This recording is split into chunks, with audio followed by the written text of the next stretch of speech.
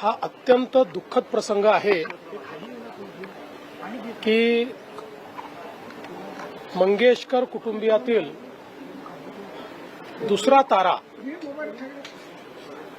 आशा भोसलेताई यांचं दुःखद निधन झालेलं आहे। 92 वर्ष त्या जगल्या,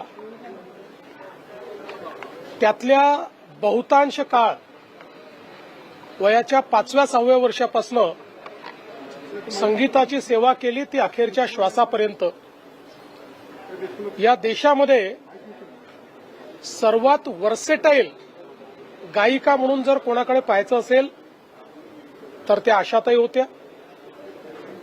आशाताईंनी तोरा मन दर्पण कहलाए अशा प्रकारचं क्लासिकल गाणं देखील म्हटलं आणि त्याचवेळी अतिशय आधुनिक खतुबासारखं गाणं देखील तेवढ्याच लीलया त्यांनी म्हटलं।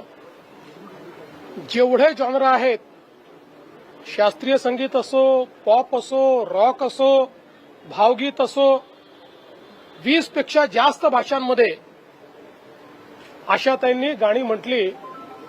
आणि जगातलं हे वेगळं उदाहरण असं होतं की 90 वर्ष पूर्ण झाल्याबद्दल 90व्या वर्षी 3 तास कॉन्सर्ट करणाऱ्या आशाताई होत्या।